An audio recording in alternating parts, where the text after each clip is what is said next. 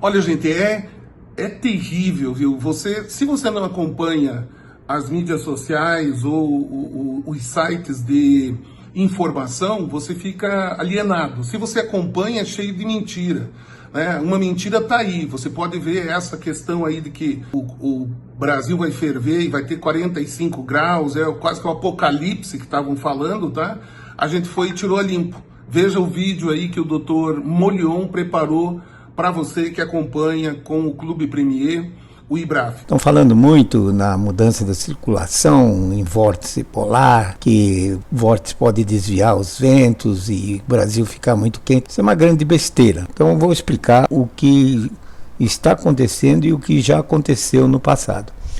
O vórtice polar, aqui pegando essa animação da NASA, que é feita pelo hemisfério norte, mas no caso do hemisfério sul, o vórtice polar em torno da Antártica é muito mais intenso. Vocês notam que inicialmente esse vórtice segue um círculo de latitude e depois de um certo tempo ele quebra e forma esses grandes meandros, né, que são 4 a 5 ondas em torno do planeta Terra nessa latitude. No cavado da onda entra ar polar. E na crista da onda, olhando então do Equador em direção ao polo, entra ar tropical. A interface entre o ar polar e o ar tropical é chamado de frente fria.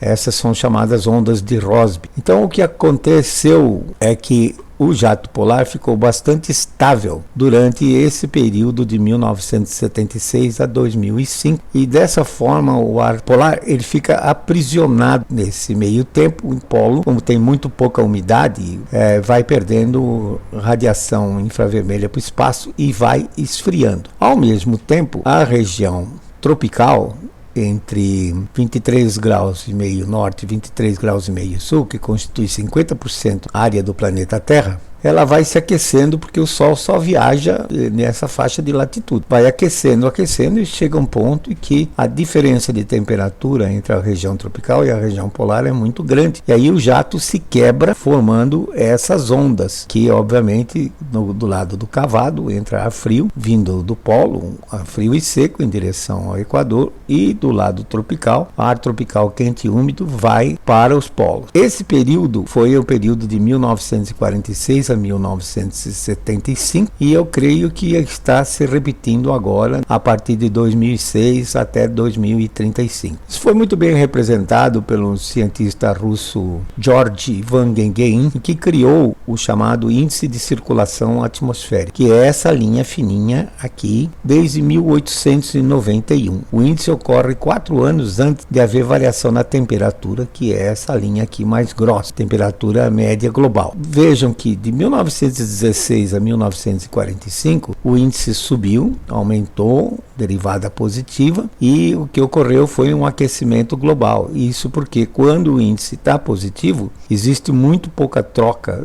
de massas de ar polar com massas de ar tropical. O ar polar fica aprisionado, então o planeta aquece porque essa região tropical, 23 graus e meio norte, 23 graus e meio sul de latitude, recebe muita radiação e aquece o planeta. De 46 a 75, o índice decresceu e a temperatura média global também decresceu, e aqui no Brasil, esse período frio terminou com a famosa geada de julho de 75, que erradicou completamente o café do norte do Paraná, Londrina. Foi a pior geada que nós tivemos nesses últimos 100 anos. E de 76 em diante, o índice voltou a subir, quer dizer, novamente pararam as trocas de massa de ar polar, a temperatura do planeta aumentou. Para vocês verem como a mídia realmente é sarcástica, vejam aqui na capa da revista Time, que naquele período, no início dos anos 70, em que predominava esse regime de trocas de massa de ar polar, a revista Time publicou The Big Freeze, em 77, The Big Freeze de novo, sugerindo então naquele período que estávamos indo para uma nova era glacial. Terrorismo, alarmismo, mesmo que o fato não seja comprovado, a mídia quer vender, faz esse alarmismo todo, e naquela época dizia-se que ia para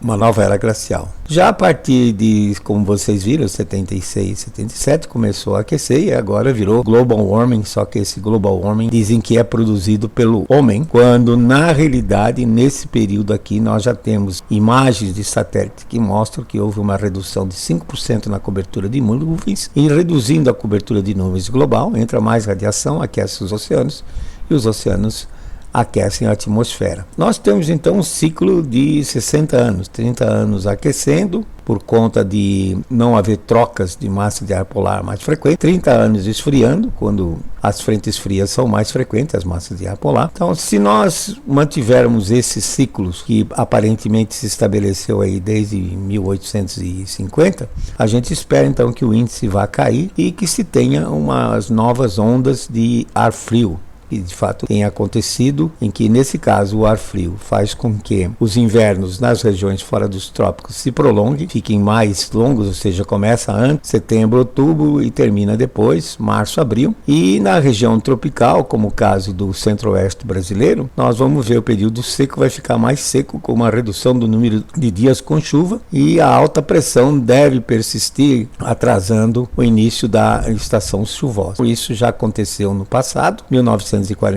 1975, e se continuar esse regime estabelecido há 150 anos atrás, então nós vamos esperar que haja realmente um resfriamento global nesse período até 2035. E o fato de as marés estarem mais intensas, de haver ressaca, não tem nada a ver com isso, tem a ver com o fato de que o plano da órbita da Lua está chegando no máximo de sua inclinação em março de 2025, e a Lua comanda as marés e as correntes marinhas, e nós vamos ver ao longo da costa brasileira marés mais altas nesses próximos meses, começando provavelmente agora, em março. Então, o plano da órbita está na sua inclinação